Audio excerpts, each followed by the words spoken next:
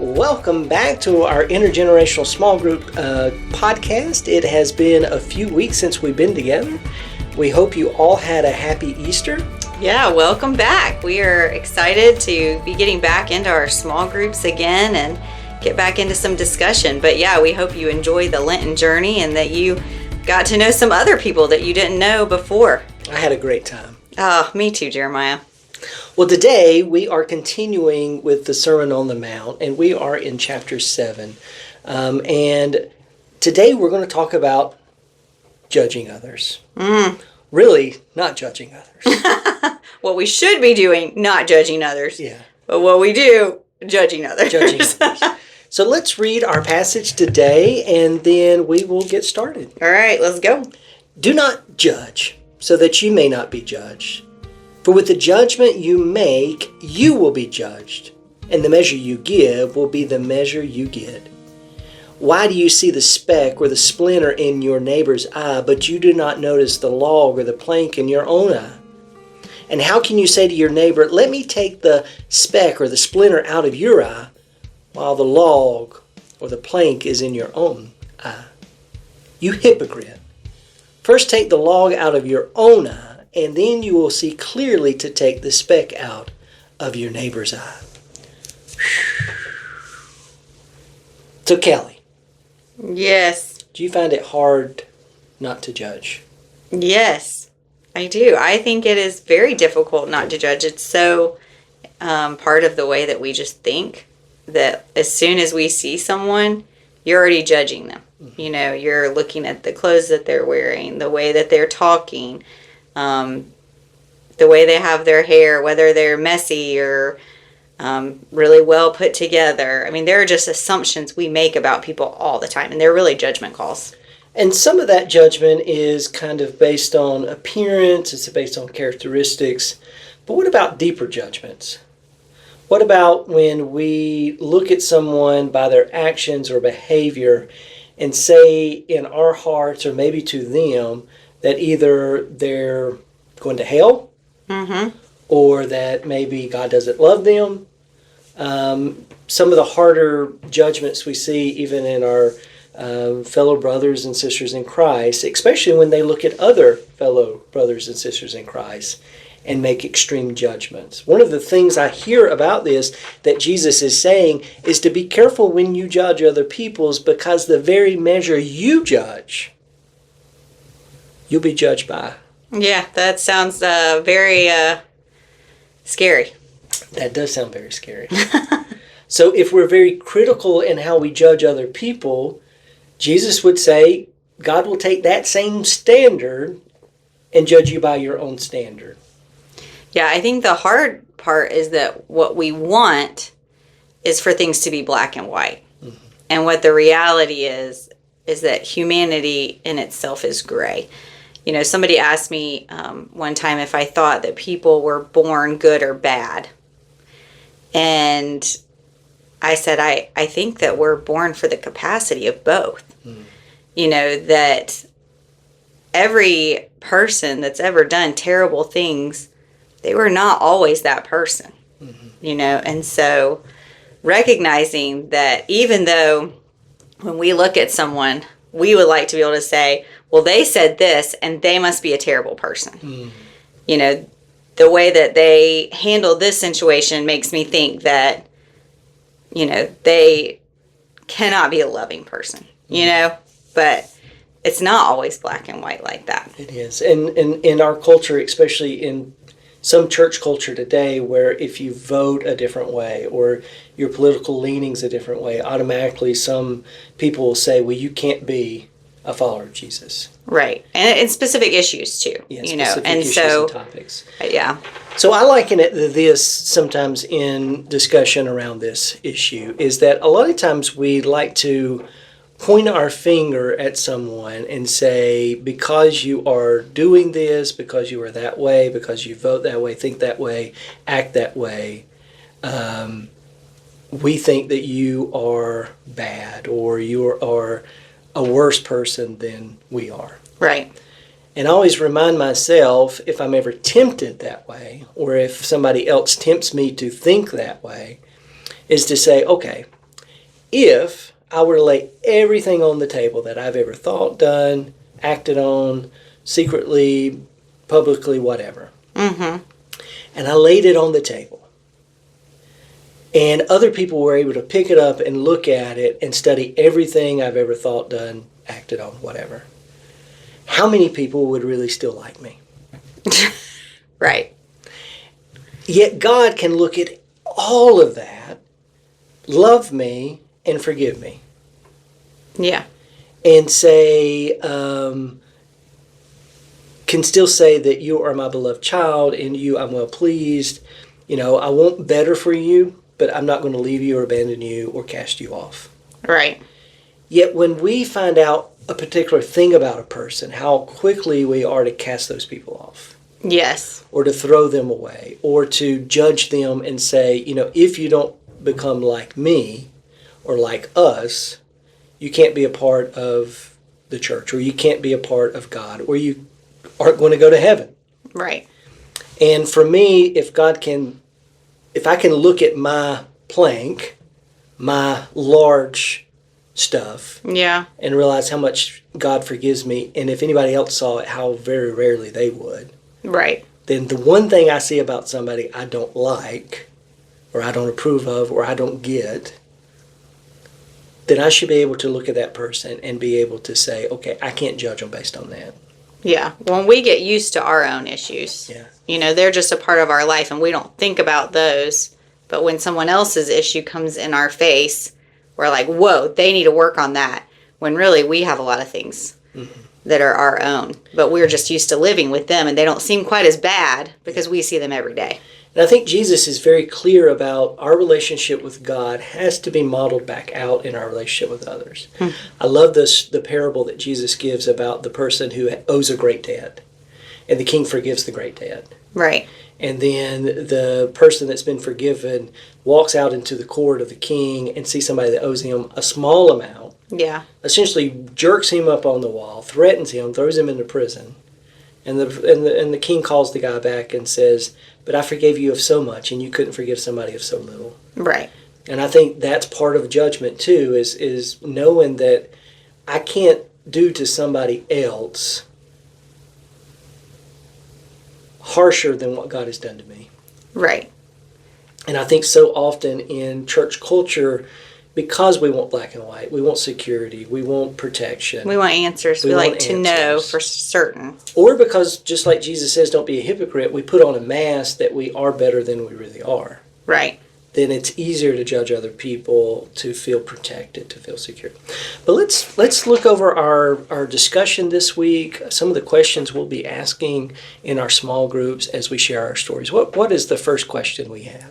All right. Well, how about you share with us a time when you judged someone wrong? I don't think it was as critical as maybe what Jesus is saying, but I think all of us at some point, because of the biases that we grow up with and some of the prejudices we grow up with, we have certain perspectives on people, whether it's based on, you know, their economic class or where they grow up or what kind of houses they live in. And I remember growing up meeting people, and I've already been kind of told these aren't the people you need to hang out with, these aren't the people that, and finding out some of my best friends were people that were different than the people I was told would be the kind of people you should be friends with. Right. And it wasn't, though it was, you know, explicitly told, but it was just kind of there.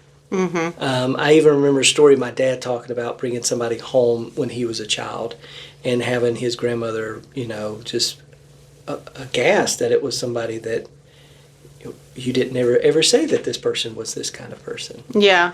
For me, I think it's just getting past some of the things that we carry, that we've told to be judged. And then I think in college, one of my best friends growing up in elementary school was Hasib, and Hasib was Muslim. And, you know, there was always some suspicion. I grew up in, as I've talked about, very conservative, Pentecostal. Anybody that wasn't a part of our church was going to hell. Right. So Baptist, Yeah. Catholics, and then Muslim definitely were. Right. And then you sit down and talk to somebody and realize this is a person. Uh-huh. And this person not only is a person, but they're more like me than different in many ways. Yeah. And I'm in fourth grade. What do I know? Right. How can a fourth grader have any perspective on who is and who is not in God's? Yes. And I'm not, as a minister in a Christian tradition, I don't want to talk about interfaith stuff in this podcast, but as a fourth grader, I shouldn't be making judgment calls on who's getting in, who's getting out. And I was able to look past that person and say, okay, this is somebody I want to be friends with. Yeah. This is somebody I want to share my time with.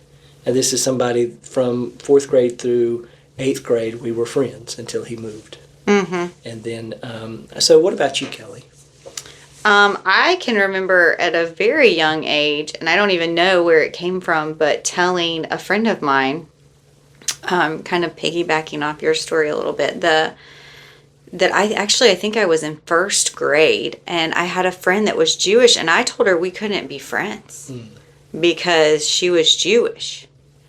And she was, I think I said, was not going to go to heaven. I'm not really sure. But I know for sure I told her we could not be friends because she was Jewish and I was Christian. And then she told me that Jesus was Jewish, and that about blew my mind. To be honest with you. So he wasn't. I was very Baptist. confused. No, I was like, obviously Jesus is Baptist. I don't understand. He probably would go to my church, not to a synagogue. It was just... And that is probably one of the purest forms of prejudice and bias and judging someone literally not by anything they've ever done in their life. I do think we judge people harshly. We were talking about earlier by their worst moments. We see on the news someone's worst moment and we judge their entire life by that. Mm-hmm. But, this was nothing. It was the plank in my eye. As a very young child, that had been passed down. That plank didn't come from me as a first grader. I had not read anything about Judaism or interfaith, nothing, And so, but I remember her saying that and thinking, well, this seems wrong then, but I don't understand. Yeah. And oftentimes we miss out on getting to know the most wonderful people because of some of those either stereotypes or cultural biases that we carry with us. And it's hard for us to get rid of those to be able to go along. I can only imagine how many people miss getting to be with Jesus because he was from Nazareth. Right. That would be like me growing up in Shelby and saying he's from Kaiser. Yeah. Or somebody in Inman saying he's from Cowpens.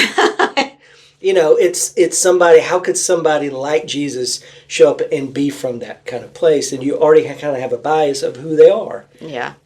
And so many people probably looked at Jesus and said, well, you don't fit the mold of what we want, so we're not even going to engage who you are. Well, and I do think part of that, when we're talking in the text about the plank in your eye, that piece of I'm right. Mm-hmm. I know that what I know is right, even if I can't see any good in the world around me because my vision is obscured because of this plank that I think is correct. That when we think about Jesus and the Pharisees, they had studied, the text, the Torah. This is what they did. And at the same time, they missed it, yeah. Because of the unwillingness to say, I may be wrong, and to question their own heart. And so I think that we do that a lot too. What about a time when you were judged or when you felt like you were being judged? I'm going to be honest. I'm a white male. I don't think it happens as much, and especially in our culture here. I do remember in college the way I talked, even in the South, being in the South, growing up in Shelby. I had a different speech pattern. I talked a little more country than some of the folks in college. And I remember being at the church there, and some of the youth would come up and say this word or that word. And I'd say it, and they would just giggle and laugh. And, part of it made me feel a little insecure about the way that you spoke. I don't know if I've ever felt super judged. How about you, Kelly? There's only been, I mean, I think you feel judged all the time, like the very shallow judging of like your clothes and all of these things. But spiritually and morally speaking, I do remember when I was in college, I went to England I took a course at Oxford. I was awesome. But I was with a bunch of people from all over the country from different colleges, and they were just of different faiths, Methodist, Nazarene, and I think I was the only Southern Baptist one there. And the priest that was in our class, he said, he was from England, and he was like, "So you're a Southern Baptist?" And I said, "I am," which was very common to me from South Carolina. And he was like, "Well, I've heard of you, but I've never met one of you before." That's true. And with that came a whole bunch of baggage, that comes with Southern Baptist. And then I would say the other time would be just being a woman in ministry. Mm-hmm. There's always judgment that comes with that, that you're liberal because you're a woman in ministry, that you are... someone told me one time that I had been brainwashed in college to believe that I could be a minister. That I don't really read the Bible, or I don't read it well enough to know the truth. That maybe I need to go back and pray harder, things like that. So that kind of comes with the territory. And I see that, and there have been times, I guess, as I'm hearing your story, whether it's because we went to seminary and educated, there are people that kind of mistrust, or because you maybe speak out on certain things that you see as a biblical witness, that people think, oh, that's political, right? And you're like, no, it's biblical. Yeah. Or it could be as simple as, I remember being in Germany when I was in seminary. I stayed with my brother, and somebody says, "So you're Baptist?" I said, "Yes." And they said, "So you don't drink or dance?" I was like, "Did you watch the movie Footloose?" And they're like, "Yes." I was like, "No. I don't drink, but I do dance. And it's not good, but I do dance." That's so funny. What about a time when you were growing up that you saw or experienced judgment? I think it was always in terms of some of the things that not my parents as much, but maybe my grandparents' generation, and I still see it today. Even as I get older, I think anybody views the next generation as lazier. Right. Or, not as outgoing in terms of trying to be good citizens. But I also saw that they carried some of the stereotypes of race, mm-hmm. and economic prejudice against people that I had to confront several times and say, I understand that you grew up in a time where that was an appropriate way to speak or talk about people, but please just don't do it around me. Right. I don't want you to change. I'm not judging you by the way, but in terms of, for me, that's not my experience. Mm-hmm. And I would rather not have to, be around talking. And I think they kind of got it a little bit. And it's one of those that, every generation changes. Mm-hmm. And I think every generation in many ways grows better in some ways in terms of how they look at their neighbor. Yeah. When we can look at our neighbor with less suspicion, and we can look at our neighbor as more people that are part of our community and that we can actually love and care about, is healthy. Yeah. And unfortunately, I see kind of in our culture right now more suspicion growing. Mm-hmm. And I think that leads to judgment. Not that it's uncommon or it hadn't been here, but I think it becomes even more prevalent, even in maybe Christian circles, to look at other people with suspicion, and then you just go ahead and say, we're not going to be a part of them, or they're not going to be a part of us. And I think when we do that, we forget how much God's done for us, mm-hmm. and how much God loves us. And like you said, it blocks some of our vision. And I think that can be problematic in that we can't fully be the church that Jesus wants us to be if we're suspicious or if we're judging our neighbor. What about you, Kelly? Well, I think about when I was thinking just now, how do we deal with this? How do we get past the plank in our eye when we can't even see that it's there often? But I think it's why we are doing this. It's why we're doing this intergenerational study. How many times have I heard someone say, well, this new generation is just lazy, or they think they know everything, or they're too educated. They come back from school and they don't believe in anything anymore, or they don't want to work. And so I think we have all of those, our judgments, that we're making on each other all the time. And so when we are able to get to know each other, and to sit down and hear someone's story. I mean, I don't know how many times I've heard people say, well, if they don't say it outright, but it is in everything they're saying, which is, if you're poor, you're lazy. You didn't work hard enough. You're not doing what you need to be doing. But once you get to know someone who's living at the poverty line, who's working 3 jobs and still has to come to the food pantry, then all of a sudden you have a reality check on yourself, and what was my issue that I didn't realize that this is the truth of what their life is not what I thought, because I couldn't see it with this plank in my eye. Several years ago, we had a lady come speak to a group, and she was working for a nonprofit. And she had come out of poverty, but she was still at somewhat the poverty level, but she had become assistant director. And they wanted to promote her. And she was working, 40, 60 hours a week. And she told them, if you promote me, I'll lose some of the benefits as a single mother. Mm-hmm. And part of it was she didn't want to have to lose those things because it was vital for her family. Right. But she also knew that if she made more money, she couldn't afford health care. Mm-hmm. So a lot of times we don't take into account the hardships other people have. But we also don't look at our own selves and say, you know what, I grew up in a family that valued education.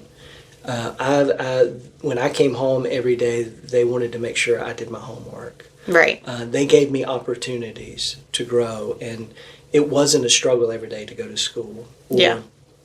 I didn't have to get a full-time job at 16. Right. And for us, sometimes when we look at other people's spec, we don't look at the plank, which is to say sometimes I don't even see how good I've got it or I've had it, and this other person didn't.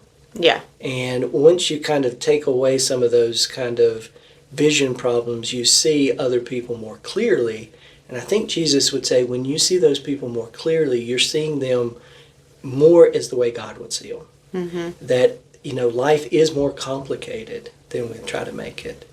And people are always some people are just struggling day to day to make sure, like we talked about before our break, about daily worry. Yeah.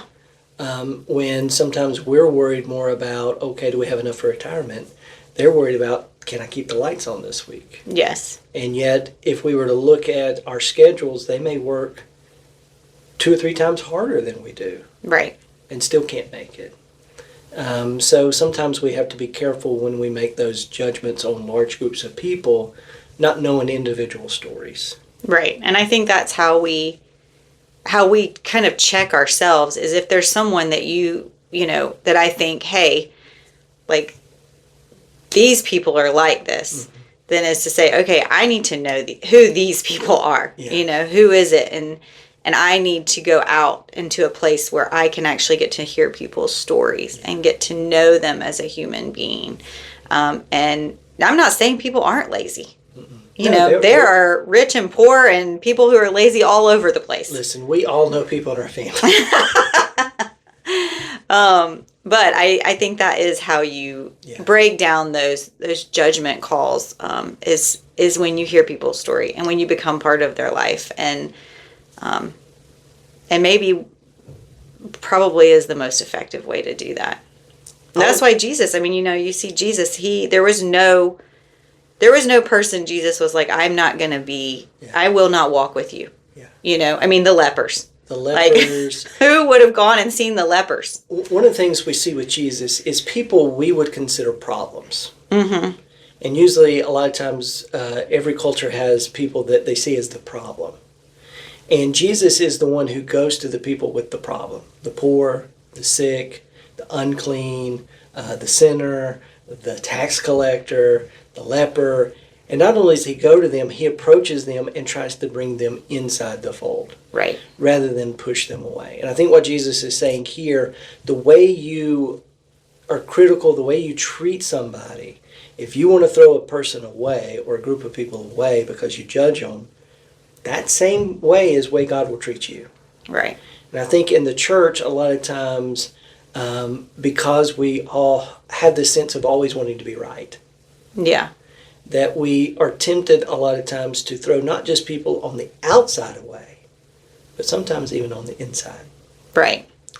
And as we're thinking about this, Jesus would say, how you treat a brother or sister becomes a reflection on how you treat a stranger. Mm-hmm. The story of the Good Samaritan are people that know how to treat people that are in their fold and still ignore their needs. And it's usually the people on the outside, like the Samaritan, that shows somebody mercy. Right. And for us, how can we be like the one that represents God to others and shows mercy and compassion and forgiveness rather than judgment? Yeah. And like we've talked about, that's a whole lot harder. Yes. It's so It's more hard. work. Brings a lot of humility, a lot of recognition of our own issues into play. You know, the realization that we need grace. Mm-hmm. And that it's not just us giving grace to people who Yeah. irritate us, but that we too are needing grace. And there are certain things, that you may as an individual or we may as a church say, this thing that you're doing, this action that you're doing is wrong. Right. Yes, and that's a thing too. I think it needs to be said too. Because you don't judge someone does not mean that you do not realize that there are things you don't agree with, Yeah. or that there are things that are not okay. Yeah. But it also says just because that thing you do or that thing that you've become or whatever it is wrong, doesn't mean I've got to be unkind. Right.